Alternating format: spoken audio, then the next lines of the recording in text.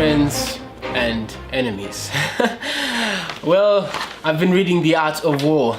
That's why I said enemies. But anyways, today I just want to share with you guys some principles, some lessons from The Art of War. Now, The Art of War is an amazing little masterpiece. It was written by Sun Tzu, a general in the Chinese army, and he really emphasizes very important points that we would do well to consider. And this is applicable in all forms of life, whatever form of application you'd like to put it into: business, success, education, politics, everywhere. This book has infiltrated everywhere, and also it's actually mainly used in the military. And so it's a privilege to learn some few tips of life from this book. And I'm just gonna run through some things that I resonated with, and I hope you will do the same. I hope that they will do the same. Now, the first point that we will do well to consider is a statement here which reads, all warfare is based on deception. In other words, every type of war, every type of battle is based on deception. Now, unfortunately, this is true. And I'm not suggesting that you should go on and start deceiving people in order to win. But I'm saying, unfortunately, that's what life is. That's how unfair life has become. Look around you. Look at the companies, the big companies. How do they succeed? Do they not deceive us at some time and some point? Or at least use a form of deception and kind of like bend it and just call it something else, but we know it's out front deception. What about politicians? They lie to us, they lie to each other, make promises that they never will or intend to fulfill. That's what happens in this life, where deception is the central theme, the central rule of the land is deception. Deceive, and that's the only way you can get out. Now, I'm not saying this is how we should act, and let me just read quite what is meant by deception here. He says, when using our forces, we must seem inactive. When we are near, we must make the enemy believe that we are far. When far away, we must make him believe we are near. Hold out baits to entice the enemy, feign disorder and crush him. And so that's what the world is doing to us. Most importantly, that's what our enemies, our personal enemies, that's what they do to us. And again, I'm not suggesting that you should go out and do this, but I am saying watch out for deception. Deception in school. Watch out for deception at work. Watch out for deception in the media. Watch out for deception in politics. Just open your eyes and do not just trust anybody by their word. No.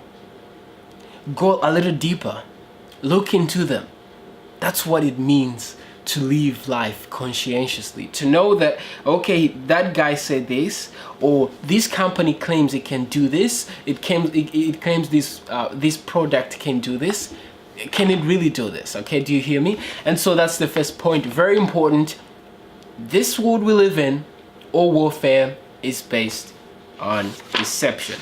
Now, the next point that really caught my eye is, here we go. It reads, hence to fight and conquer in all your battles is not supreme excellence.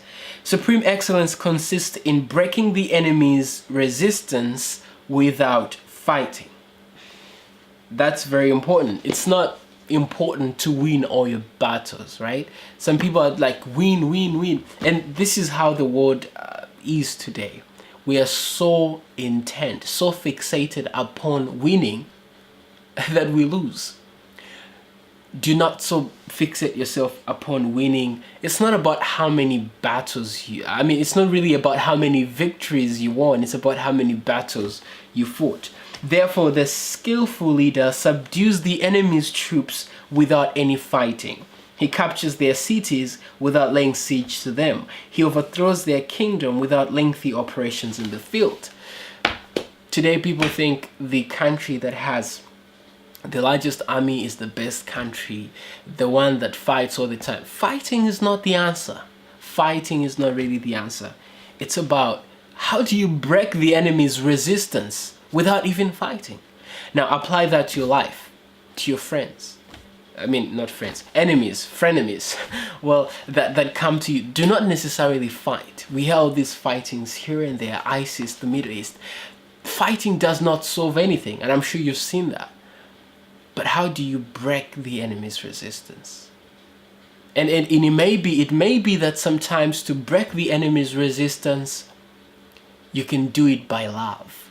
Do you know what love does to an enemy?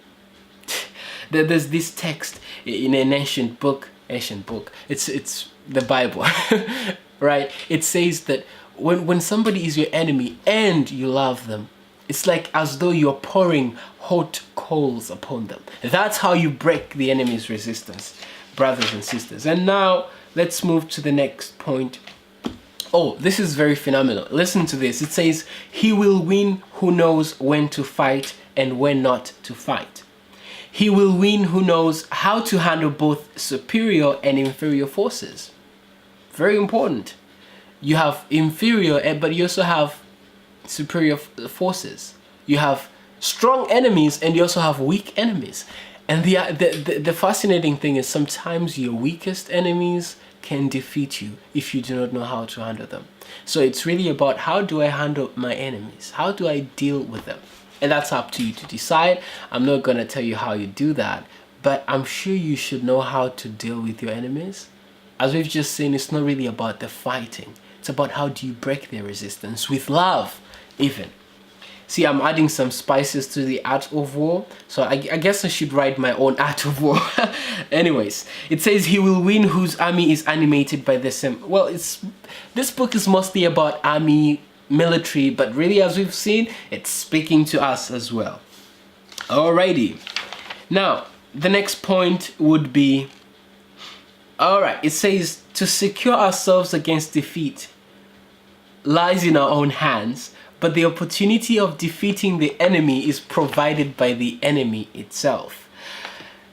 Oh wow, that's just a mouthful. Thus the good fighter is able to secure himself against defeat, but cannot make Satan certain of defeating the enemy. This speaks to, really, there's nothing you can do to defeat someone. In all cases, they will bring that opportunity of defeat. And so that brings in a very important point. It says, hence the skillful fighter puts himself into a position which makes defeat impossible and does not miss the moment of defeating the enemy. Do not so fixate your mind upon success, victory, winning, as if it's a destination. Again, success is not a destination. Winning is not a destination. It's something continuous. And so, do not so focus so much on, I want to win, I want to get this award, that. No. Place yourself beyond the possibility of defeat. That is the key. Not just to victory, but to excellence.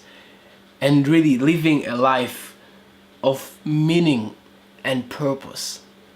Make sure if this is your enemy, make sure you are at all points, if you eliminate any possibility of defeat, you are the winner already. And that brings us to the next point. And this is what Sun Tzu said. He said, a battle is won before it's fought. Now, if you don't think that's deep, I do not know. We should talk about depth of perception. But really the thing is, and this stuck with me. A battle is won before it's fought. How is that so? Because I, on this side, I eliminate any possibility of defeat, and therefore I am the winner already because I did that. And so do not fixate yourself upon, I want to win, I want to what. Just ensure that there's no point that you can be defeated upon, and you are the winner. Now, those were some of the points we're learning from the Art of War. It's really an interesting piece. Check it out. It's gonna blow your mind away and help you to live this life. Peace.